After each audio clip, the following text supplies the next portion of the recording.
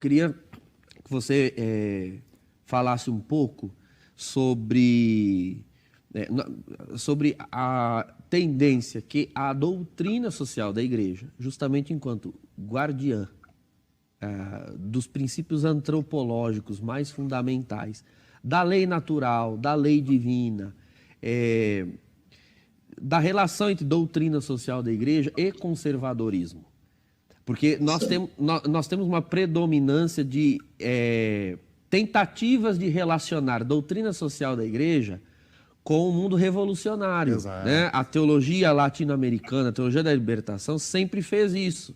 E criou-se o engodo, né? a falsa impressão de que o ensino social da Igreja está muito mais inclinado e relacionado ao mundo revolucionário do que ao mundo conservador. E não é verdade. Mas eu gostaria que você fizesse essa apreciação para nós.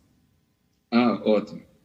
Eu vinha pensando sobre isso essa semana, sabe? Exatamente essa semana, porque a perfeição da vida social é a doutrina social da Igreja. Ponto. Doa quem doer. Bata o pezinho como bater. A perfeição é a doutrina social da Igreja e acabou-se. Porque a doutrina social da Igreja é a manifestação do desejo de Deus para a vida social do homem, né?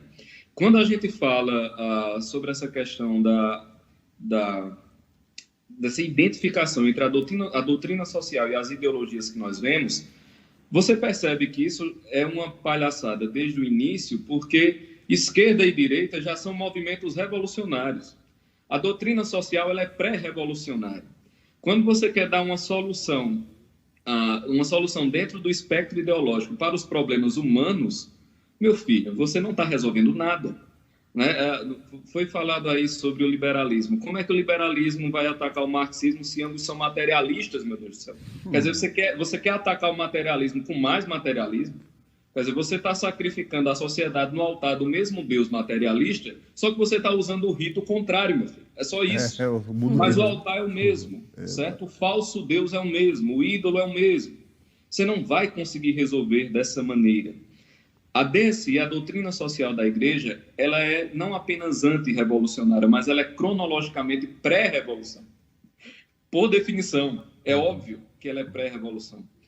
Quando nós pensamos, por exemplo, vamos usar o exemplo do Brasil, isso é preciso ser dito porque não há nada mais urgente do que tirar a ideologia da cabeça das pessoas, sobretudo dos católicos. A ideologia é um laço satânico, é uma armadilha satânica para a inteligência, para a alma e para o corpo. Certo? Qualquer forma de ideologia, ela na verdade é o non-serviam. A ideologia ela é um teatro macabro do paraíso perdido, é o sereis como deuses, ou seja, você rejeita o mundo tal qual ele se apresenta, você rejeita a criação para que você, a partir de uma ideia do que deveria ser o mundo, você concentre força política para realizar aquilo. Ora, isso é a essência mesmo do pecado original. Assim, é você olhar para o mundo e dizer, é desse jeito, mas se eu fosse Deus não era assim não. O nome disso é revolta gnóstica, né? Então, toda ideologia, ela tem por base a língua bifurcada da serpente. Não à toa que o Ocidente se debate nas suas duas pontas, não por coincidência. Então, é preciso tirar a ideologia da cabeça das pessoas. O que, nas ideologias políticas atuais, tem relação com a doutrina social é aquilo que elas ainda preservam um pouco da revelação. Então, por exemplo, vamos pegar o que está aqui em voga no Brasil e vamos pegar a direita. Né? O que é que a direita tem de identificação com a doutrina social, por exemplo? E mesmo assim sendo muito generoso com a direita. Muito generoso. Certo? A título quase de raciocínio. Porque como você está tratando do mesmo processo revolucionário, quem eram os revolucionários extremistas da segunda metade do século XIX? Eram os militares positivistas. Eles eram a extrema esquerda. 100 anos depois, quem é que nós estamos apelando para resolver o problema da revolução no Brasil? Os militares. Os militares positivistas. O cara está com saudade só do movimento anterior da revolução. É só isso que está acontecendo, né? Porque a revolução vai se deteriorando. Então, você pega a propriedade privada. Por que é que o homem ele tem direito sobre a propriedade? Porque a propriedade ela é nada mais, nada menos do que trabalho acumulado. Essa é a definição mais cristalina de propriedade, é trabalho acumulado. Então, eu estou aqui, aí eu trabalho o suficiente para viver, comer, beber e não morrer dos itens básicos. Eu trabalho um pouquinho a mais do que isso. Esse pouco a mais de riqueza que eu vou acumulando com o trabalho, eu compro essa caneta, eu compro essa xícara, eu compro uma casa, eu compro um carro, um hotel, uma ilha. Ou seja, o trabalho que eu vou acumulando, ele não é apenas uma riqueza assim abstrata. Não, meu filho. Para eu ter um trabalho, implica dizer que eu empreguei substância vital naquele negócio.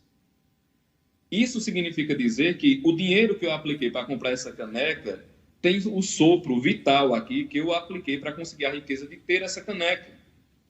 Então, na verdade, se eu não for dono dessa caneca, não estão me roubando uma caneca de cerâmica, meu amigo. Estão me roubando vida, trabalho, esforço. Então, é claro que eu tenho que ter direito sobre o fruto do meu trabalho, porque senão eu não tenho direito humano nenhum. Porque a substância vital humana não me pertence. Se a substância vital humana não me pertence, eu não me pertenço, meu filho. Eu sou um escravo. Então, quando a direita diz que a liberdade individual é bacana, que a propriedade é boa, veja, o que ele está falando é reverberando um direito natural que está no magistério através da doutrina social. E nesse ponto, há convergência. E acabou-se. É a mesma coisa você dizer que uma criança ela está imitando um adulto porque ela está usando uma roupa do pai e da mãe. Mas ela nem é adulta, nem a roupa é dela. Perfeito. Certo? É só isso que está acontecendo. Essa identificação ela se torna ainda mais difícil na esquerda. Por quê? Porque a esquerda ela é mais revolucionária no sentido de que ela tem menos pontos de contato. Então, se existe algum ponto de contato, né, na propriedade privada, no livre mercado, não há ponto de contato praticamente nenhum na esquerda. Né? E, pelo contrário, hoje o que nós estamos vendo, claro que elas ficam se revezando, né? Mas hoje o que nós estamos vendo na esquerda é um clarear de algo que os papas já estavam falando durante o século XIX e XX inteiro, meu Deus do céu. Você pega as encíclicas desde 1850 até agora, são condenações atrás de condenações do comunismo, por exemplo. Né? Ao ponto se eu não me engano, foi Pio XI dizer que socialismo cristão é um termo contraditório. Não se pode ser ao mesmo tempo bom católico e verdadeiro socialista. Exato. Ele diz isso claramente. Né? Você tem aí 100 e poucos anos de magistério condenando a esquerda.